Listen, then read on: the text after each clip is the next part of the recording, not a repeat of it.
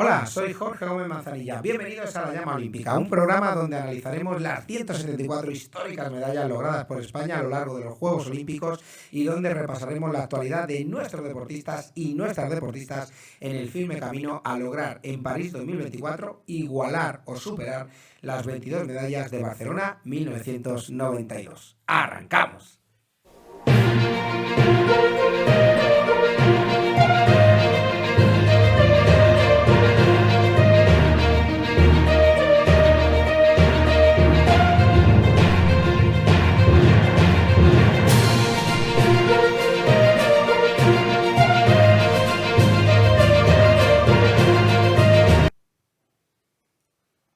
Y en este segundo programa dedicado a Atenas 2004 analizaremos el resto de medallas. Vamos a rebobinar un poquito. La semana pasada analizamos parte de estas medallas y esta semana vamos a analizar el resto de medallas. Pero arranca el cuestionario. Os voy a poner un poquito en aprietos para saber si visteis el último programa. El cuestionario es el siguiente. ¿Cuántas medallas logró España en Atenas 2004? Os doy varios supuestos. Supuesto A, tic-tac, 17 medallas. Supuesto B, 18 medallas. Tic-tac, ¿será la A, será la B o será la C? Supuesto C, 20 medallas.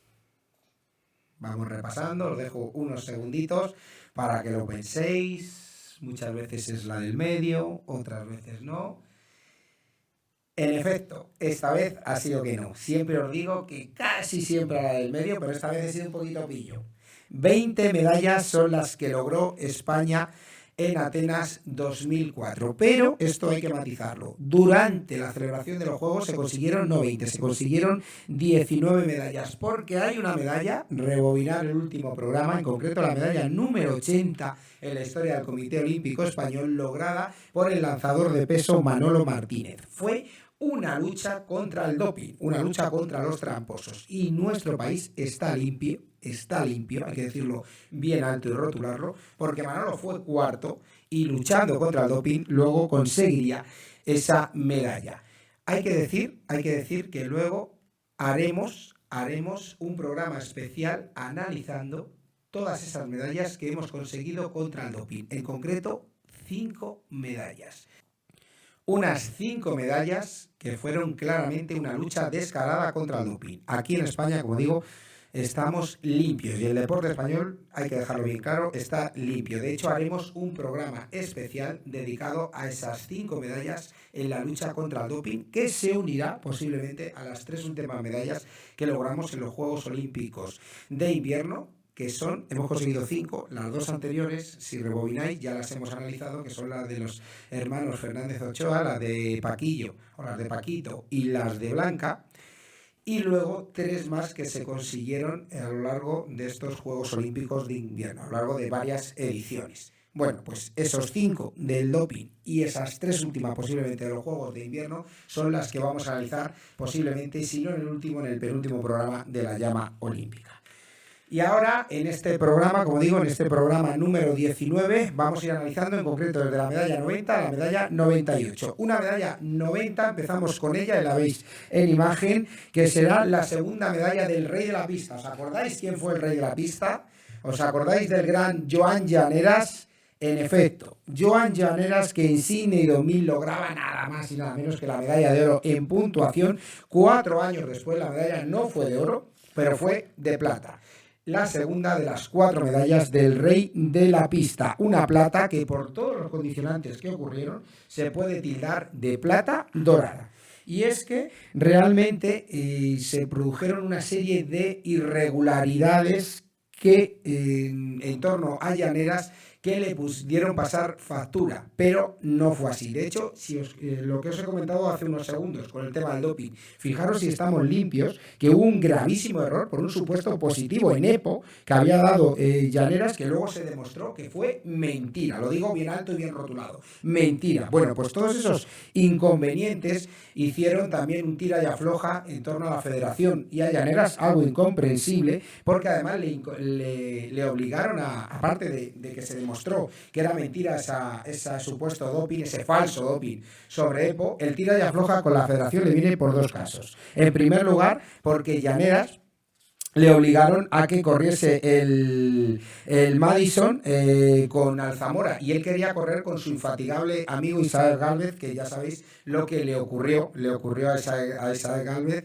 A Isaac Gálvez lo comentamos, lo dejamos entrever en programas anteriores, trágico fallecimiento años después que le costó la vida, además mientras corría una carrera. Eso es una historia que yo os contaré en otra ocasión. Bueno, pues el mejor amigo y el mejor compañero de Llaneras era Isaac Gálvez, y le habían impuesto en el Madison a Alzamora, algo que no aceptaba Llaneras, a pesar de que llevaba, eso sí, Isaac Gálvez llevaba más de un año lesionado. Ese pulso hizo que Llaneras, que amenazó a la federación con renunciar a correr en los Juegos Olímpicos, realmente regularon la Federación de Ciclismo y al final le colocaron a Isaac Gálvez. Ese es un pulso que ganó. El segundo pulso, que ese no le ganó, sino que le perdió con la federación, fue con su entrenador Toni Cerdá, que querían, que llevaba un año en casa al estar de baja y no cobraba la beca de la federación. Esa beca tuvo que costearla el bueno de Joan, y para colmo su entrenador se recuperó, se dio de alta y iba a ser su entrenador.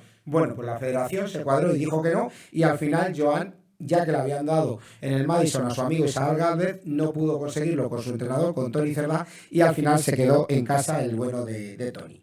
Y es que para colmo de males, Joan Llaneras, fijaros, había sufrido ese falso doping, el tema de Alzamora que se le habían impuesto, y ese tema de su entrenador realmente le pudo pasar factura, y si me pedís una opinión, creo que si hubiera estado incluso Toni Cerdá, hubiera podido además conseguir el oro. Pero bueno, fue una plata dorada. Con todo y con eso, Joan había hecho un gran ciclo olímpico. De hecho, fijaros, fue campeón del mundo en 2001, fue subcampeón del mundo en 2003, además de campeón olímpico, como hemos mencionado, en Sydney 2000 en puntuación. Una medalla que comentamos, no olvidéis, el programa anterior, hace 15 días, en el programa de Sydney.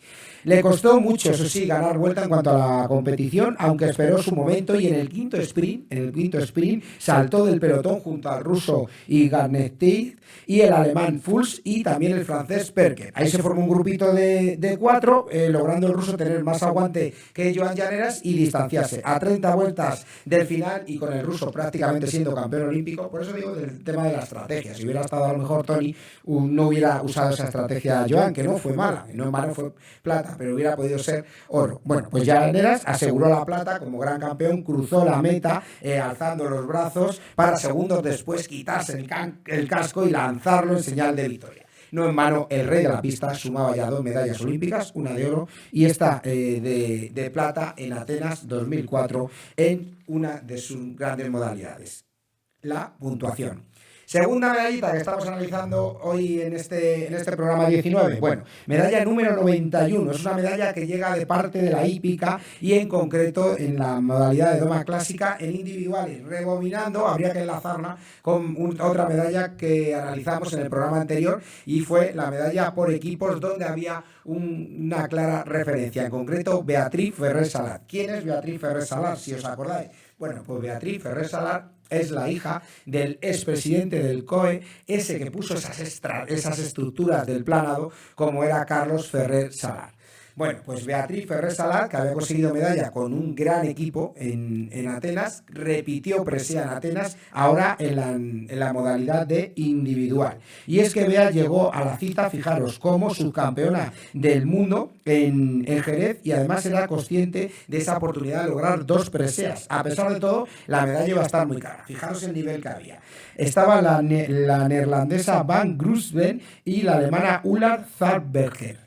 Y además de ella estaba la estadounidense Deborah McDonald. Es decir, 3 grandes jinetes para nada más, 4 grandes jinetes junto con Bea Ferrer Salat para 3 medallas. De hecho, Beatriz fue una auténtica revolucionaria, esto hay que remarcarlo, y cambió la música más clásica por un tono más techno, subido a lomos de su famoso caballo. Si os acordáis, ese que era tan rebelde, aquel caballo que ella sola podía domarle. No me pidáis la definición porque ya lo dije en el programa anterior. No fue de oro ni de plata, pero sí esta vez fue de bronce la medalla de Beatriz Ferrer Salat, solo superada por la neerlandesa Grusben y la alemana Salberger. Eso sí, a Deborah McDonald, a la estadounidense, la quitamos esa medallita de plata, esa medallita de bronce. Oro, como digo, para la neerlandesa, plata para la germana y bronce para la gran Bea Ferrer Salat, que además igualaba a otro histórico de la hípica, en concreto a Navarro Morenés, que entre los años 20 y los años 40 había conseguido 2 preseas. Aplausos desde el cielo, desde el gran Carlos Ferrer Salat, que veía a su hija, a Beatriz Ferrer Salat, con 2 medallas olímpicas y ambas en Atenas. Siguiente medalla, ahí la tenéis también en pantalla, es la medalla número 92, nos vamos acercando a la 100, va a llegar nuestro programa, el siguiente. Fue una medalla, la medalla 100, voy a salir un poquito del guión que consiguió Pirri en esgrima, el actual presidente de la Federación Española de Esgrima, y fue la medalla 100 que se consiguió en Pekín. Bueno, pues la medalla en Atenas 2004, la medalla número 92 del COE, es la tercera que analizamos en este segundo programa dedicado a Atenas 2004 y fue la plata en ciclismo en pista en la modalidad de keirin. Fue un éxito, eran otros tiempos en el ciclismo y sobre todo en el ciclismo en pista. Y es que fue un deporte talismán en ciclismo en pista en Atenas. No en vano España lograría hasta 4 medallas, 2 de plata y 2 de bronce. 4 medallas que, sumadas a las 2 anteriores Atenas, convertían al ciclismo junto a la vela en los deportes más exitosos para nuestro país. Y esta cuarta medalla llegó a manos de José Antonio Escudero en esa modalidad de keirin. ¿Y qué es el keirin? Me vais a preguntar. Bueno, pues es una carrera de medio fondo donde se colocan los ciclistas detrás de una moto y tras la retirada de la moto ahí se produce un sprint. De hecho, en Japón se colocaban 4 sprinters con 4 mayores diferentes, con cascos y hombreras, y las apuestas corrían por todo el circuito. Es una carrera que tiene mucha aceptación y mucho trasfondo por el tema de las apuestas. Y desde luego este circuito era un circuito talismán para Escudero. No en vano el español había sido subcampeón en la Copa del Mundo. Escudero tenía una segunda oportunidad y ya que en semifinales no había logrado la clasificación, hay que remarcarlo, ¿por qué? Por una maniobra peligrosa del británico Jaime Staff, se le descalificó y otorgó al español, por esa maniobra de Jaime Staff, una segunda oportunidad. No se había clasificado, pero cuando se vio esa segunda maniobra se reclamó y quedó descalificado el británico y por tanto estaría en la final, y en la misma ya no arrancaría tarde, porque ese fue el error de Escudero, arrancar tarde contra la salida de lo que he comentado de la moto, como le ocurrió en semifinales. De hecho, así lo hizo, y nada más terminar la moto, ahí Escudero se colocó en la primera posición y sprintó con todas sus fuerzas, siendo solamente superado por el australiano Ryan Bailey en una carrera accidentada donde el malayo Nege y el alemán Wolf fueron descalificados, mientras que el francés Bourgoin sufrió una aparatosa caída. Imaginaros qué prueba más accidentada el keirin. José Antonio Escudero, el español, a sus 34 años ya tenía su medalla olímpica, una medalla lograda, eso sí, tras una apuesta arriesgada, pero finalmente exitosa. Bronce en keirin. Siguiente medalla, la medalla número 93, que es la cuarta que conseguimos. Una medalla que ahora a continuación veréis en pantalla.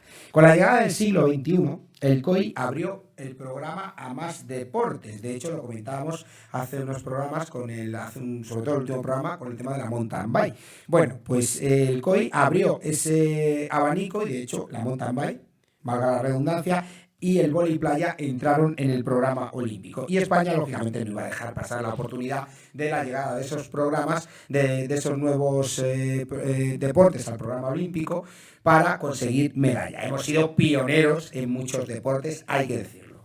En concreto, desde Atlanta 1996, el COI es cuando da luz verde al vóley, y un veterano jugador de vóley, para mí el mejor jugador de la historia del vóley español, Javier Bosma, que ya estuvo en Barcelona en 1992 siendo deporte de exhibición el vóley playa, con sus 22 años estaría presente nada más y nada menos que en 3 Juegos Olímpicos, logrando, de ahí viene el dicho de que a la tercera va la vencida, medalla en sus terceros Juegos en Atenas 2004. Fue una medallita de plata, pero antes de esa medalla de plata tuvo que lidiar, lógicamente, con 2 Juegos Olímpicos y tuvo 2 compañeros diferentes. En primero fue Sisto Jiménez y el segundo Fabio Díez. Bosman, ya más veterano, con 32 años a sus espaldas, salió con el joven Pablo Herrera, que enseguida se compenetró con Bosma como si fuera un veterano, como si fuera un veterano. Y con esa gran referencia del vóley playa y también ese gen innato, ese gen ganador de Pablo Herrera, a pesar de su juventud, lograron antes de acudir a la capital del olimpismo, valga la redundancia, como es Atenas, ganar un prestigioso torneo en China. Eso le hizo avanzar y poder estar en el podium en la pomadita, en las quinielas, por las medallas. Y en cuanto al torneo olímpico, la primera fase constaba de 3 partidos en una liguilla de grupos, 3 partidos que los españoles los superamos sin problemas antes de meternos en la verdadera cocción de las medallas. ¿Cuándo llega la cocción de las medallas? En el tema de las eliminatorias. Yo siempre digo que hay que ir en los torneos de menos a más, pero bueno, aquí fueron lineales, también vale ir de una manera lineal, aunque es más complicado. El problema es si va de menos a más, ahí pierde medalla. Y es que en octavos tampoco fallaron y superaron a los suecos Berg y Dahl por 21-16 y 21-17 y alcanzaron, en el caso de Javier, por tercera edición consecutiva, nada más y nada menos que los cuartos de final. Y ya los mencionados cuartos de final esperaban los canadienses Chill y Hasey, verdugos de Bosma y Sisto Jiménez en Atlanta 1996. 8 años más tarde y extramotivado Javier Bosman, junto con Pablo Herrera, derrotamos a los norteamericanos en un partido muy duro, fijaros, a 3 sets, en un partido muy duro por 22-24, empezamos perdiendo, empatamos el partido 21-19, segundo set, y ganamos el tercero por 18-16, 2-1, revancha de Bosman 8 años después, y ya en semifinales acariciamos ya esa medallita. Bueno, ¿qué pasó en semifinales? Nos medimos ante los australianos Prosser y Williams, que eran el último peldaño hacia las medallas, y los españoles superaron esos centímetros de inferioridad que teníamos con respecto a los oceánicos en altura, desarrollando una gran estrategia clave también en el vóley playa, como son los globos y las dejadas. Esos globos y sobre todo esas dejadas sorprendieron a los australianos y los derrotamos por 2-0, en concreto 21-18 y por un doble 21-18. Con la medalla ya asegurada, tanto Bosma, Javier, como Pablo Herrera buscaron el oro, aunque lógicamente ya no tenían la presión de ganar a toda costa. Un oro donde estaba carísimo, no en vano, es lo que siempre digo, el famoso techo de cristal, porque enfrente estaban los brasileños Emanuel Rego y Ricardo Alex Costa, números 1 que representaban a todo un país como es Brasil, que realmente está a otro nivel y es el pionero y el originario del vóley playa, como la mayoría de los deportes de playa, eso también hay que recordarlo. Sin embargo, España ya se había ganado un hueco entre las grandes potencias y a pesar de que perdimos por 2-0, 21-16 y 21-15, estuvo igualado el partido, no empañó esa gran actuación, esa plata dorada, que hay que tildarla, de Javier Bosman y Pablo Herrera, logrando esa plata en un deporte nuevo acercado a los Juegos Olímpicos, como el vóley playa, y donde España fue lógicamente una de las pioneras logrando presea. Siguiente medalla, la medalla número 94 que llega de mi vela. Ya sabéis que hay muchos deportes, en todos se le tiene un cariño especial, no en vano, pues cualquier periodista experto en olimpismo, cualquier periodista en mi caso que sigue el olimpismo con asiduidad, le gusta la mayoría de los deportes o casi todos los deportes. Pero la vela, ya me habéis oído hablar muchas veces del hockey hierba, que me enganché con aquellas chicas de oro en el año 92, cuando ganaron ese oro en Barcelona 92. La vela tiene un componente especial, no en vano, porque sigue siendo la reina, sigue siendo el deporte olímpico más laureado con 21 preseas. Lo va a superar, va a haber sorpasos, siempre lo digo en Tokio, lo he dicho durante varios programas y lo repito, el piragüismo con 20 preseas, pero les va a tocar sudar. Y desde luego hay muchas modalidades y España va a conseguir medalla en París, había dicho en Tokio, en París 2024, y desde luego también lo conseguiría en Atenas. Siempre que hay unos Juegos Olímpicos de éxito, siempre o casi siempre la vela consigue medalla para el deporte olímpico español. Quedaros con esta frase porque al final es un dato estadístico. Bueno, medalla número 94 que fue de oro, como casi todo lo que consigue la vela, y en la clase 49. Ya sabéis que en categoría masculina es el 49 y en categoría femenina es el 49 FX. Bueno, igual que el 470 femenino, la clase fin, no faltan a la cita con los metales, el 49, el gran barco, tampoco faltó. Hay que decir que incluso superaba a los denominados Fórmula 1, al Fly Dutman, a la denominada Fórmula 1 de la vela, y hay que decir que, por tanto, no faltaron a la cita.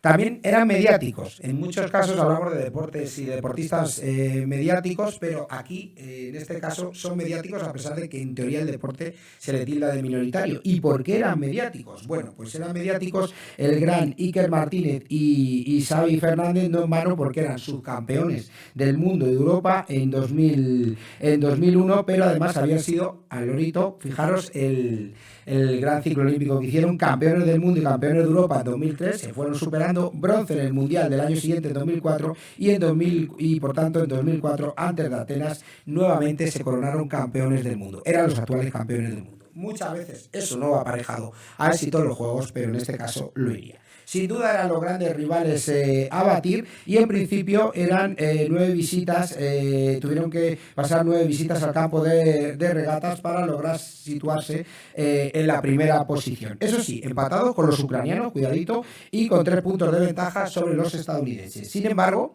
no de las medallas muchas veces están ganadas. Parece que están ganadas, pero en este caso no estaban. Y de hecho llegaron a perder la primera posición en la regata siguiente ante los ucranianos, pero rápidamente remontaron, reaccionaron y la recuperaron, presentándose la última regata con 7 barcos de diferencia para ser medalla de oro. El objetivo perseguido y obligado.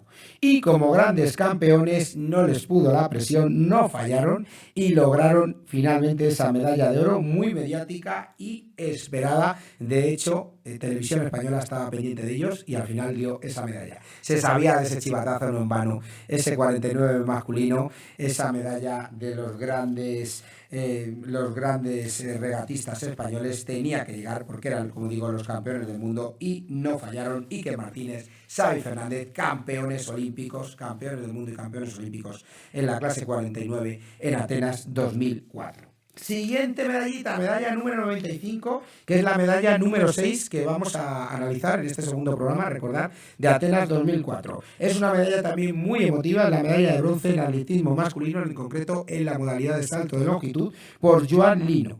Un siglo después, vamos a tocar un poquito el componente histórico de la pérdida de Cuba, en concreto a finales del siglo XIX, un siglo después ya a finales del siglo XX, España era un sitio ideal para vivir, era un sitio ideal, y no lo decimos nosotros, lo dicen originarios cubanos que se afincaron en España. Así lo pensaron, desafiando esa dictadura de Fidel Castro, y buscaron asilo en España, como Joan Lino, saltador de longitud, el jugador de balonmano Rolando Urios, la ballista Aliuska López o la saltadora de longitud Niurka Montalvo.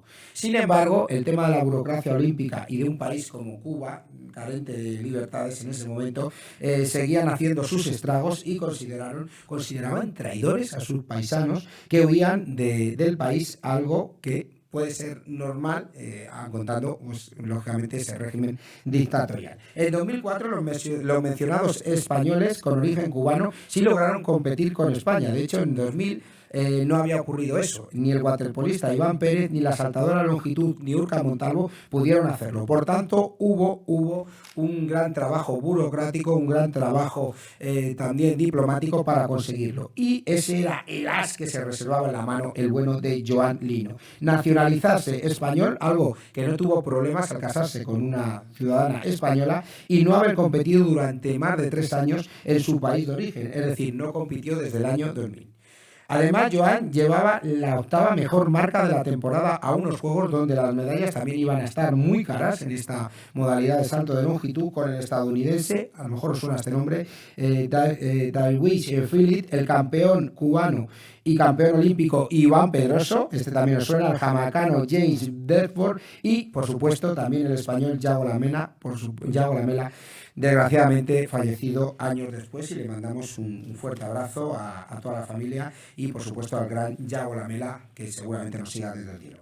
Un salto de 8.32 por parte de Lino, que a pesar de la polémica suscitada por las quejas de Jamaica alegando que Lino había pisado esa tira de plastilina, quejas formales que no prosperaron ante el COE y que dieron la medalla al español. Medalla de bronce solamente superado por el norteamericano, rotularlo, lo dije al inicio de la medalla, ahí tenía yo mi as en la manga, del White Phillies, y superado por John Moffitt, oro y plata respectivamente. Una medalla con claro acento cubano que la conseguía el español Joan Lino en salto de longitud. Las siguientes medallas son las 7 y 8 que vamos a analizar, de las 9 que vamos a analizar en este programa número 19, dedicado a Atenas, el segundo de Atenas 2004, y es una medalla que hay que rotular, son dos medallas que hay que rotularlas y remarcarlas, porque si todas son importantes, hemos hablado del rey de la pista de Joan Llaneras, hemos hablado de Arantxa, hemos hablado de Navarro Morenés, hoy hemos hablado de Beatriz Ferrer Salat.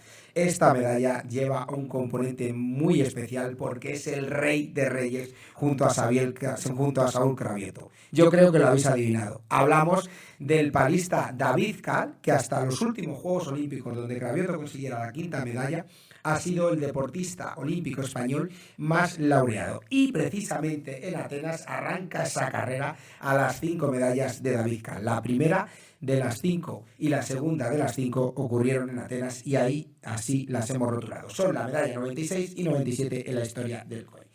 Como digo, en la leyenda de David Cal empezó a fraguarse en Atenas, en concreto en las modalidades de C1 1000 metros y C1 500 metros. Sin embargo, y a pesar de ser un gran desconocido para el público, con lo que siempre os he comentado, ¿no?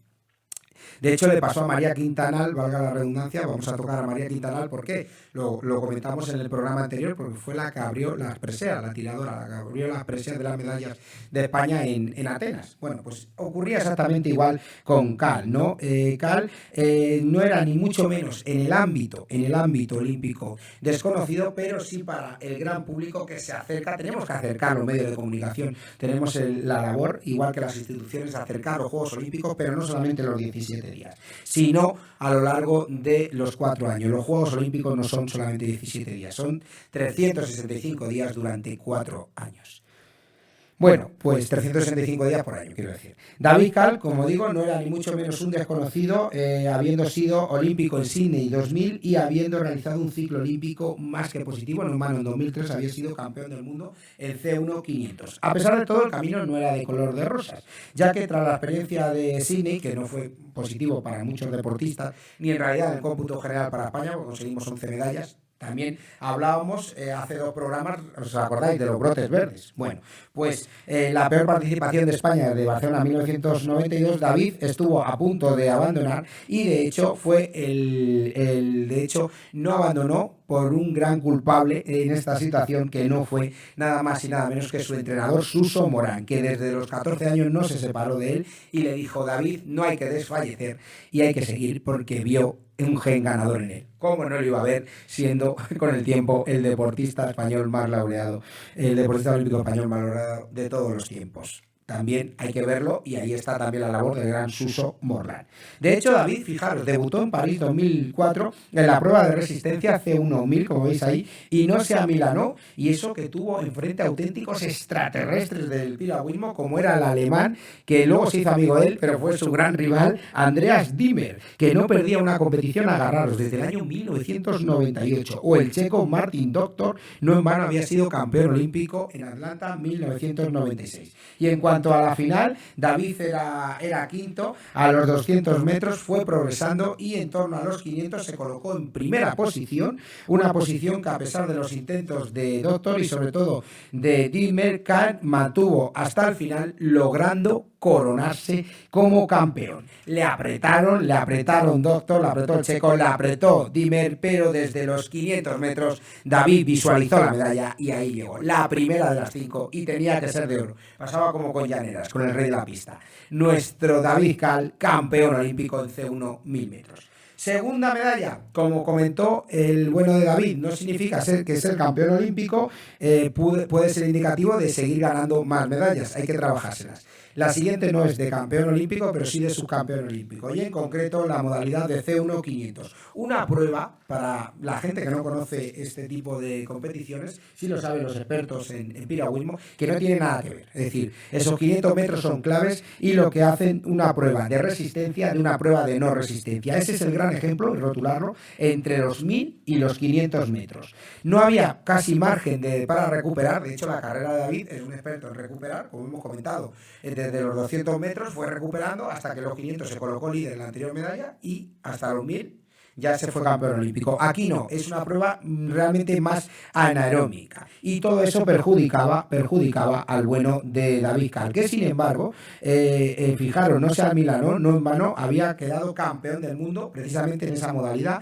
en 2003. Sin embargo, ahí estaba el bueno del alemán Dittmer, que esta vez no iba a ceder, y el ruso Opalev. De hecho, este último realizó la mejor salida de todas e hizo los deberes para ser campeón olímpico gran parte de la prueba, pero perdió fondo y fue superado por Dittmer, que como por Cal, siendo finalmente fue un cambio de cromos. El alemán ahí fue campeón olímpico y Cal fue subcampeón olímpico. Se cambiaron los cromos del C1000 al C1500 y no en vano David, el gran campeón, el rey de reyes junto a Cravioto, salía ya de Atenas, empezaba a fraguarse la leyenda de David Cal con 2 medallas. Repito, campeón olímpico en C1000 y subcampeón olímpico en C1500. Medalla 97 y medalla 98 del COI.